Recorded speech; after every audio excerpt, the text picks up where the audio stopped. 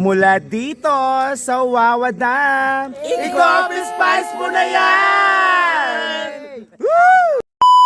Hello mga badets, so for today's video, shoutout nga pala sa lahat ng masisikip, makikipot, fresh katulad ko. At talaga ba, Charmaine, So for today's kemi, tara samahan nyo ako sa aking first day of OJT mga bakla. Dahil nga ang course ko ay seaman, ito na nga magpa-practice ako magbangka. Bumiyahe nga lang ako mag-isa dyan mga bakla dahil nga naiwan ako ng mga sisterit kong vekla. Dahil nga late na naman akong nagising, nakakaloka. So ito na nga mga bakla, nagplano talaga ang mga vadet na mag-nature trip, ganun. Dahil nalasing nga ako kagabi mga bakla, ito at iniwan ako ng mga vadet, nakakaloka. Sorry na. Sa sobrang late ko nga, halos isumpa sa sakit na naidulot. Charis. Alas 10 nga ang usapan, pero nagising ako mga bakla, alas 12 na. Sino bang hindi maiimbiyerna? So ito na nga mga vadet, at dito nga kami napunta sa Diwalwal campsite. First time nga namin dito, kaya talaga naman kinakabahan kami. Punong-puno kami ng kaba, kabaklaan, ganun.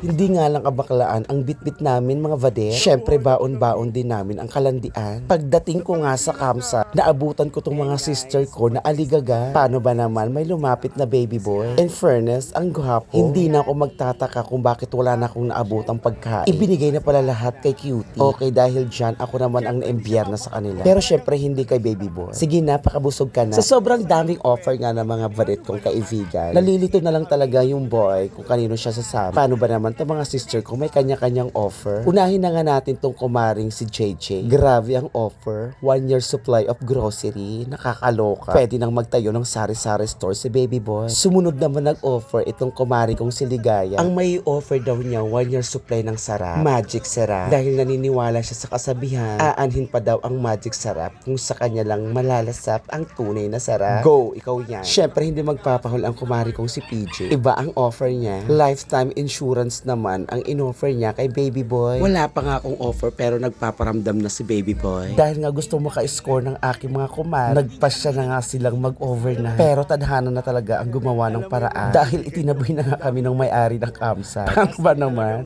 Ang ingin ng mga bakla. So ito na nga, back to the reality. Wala talagang nagawagi sa aking mga kumare. Kaya naman pinanood na lang namin itong mga baby boy na maglaro sa apoy. And after nga namin maglaro ng ganda-gandahan and mag-fantasy dito sa Diwalwal campsite, nagpasya na nga kaming umuwi. Yes, luhaan na naman ang mga badet. And hanggang dito na lang. Thank you so much for watching. At kung gusto nyo naman itong eksena, please do subscribe, comment, and share my video. I love you all. Bye-bye!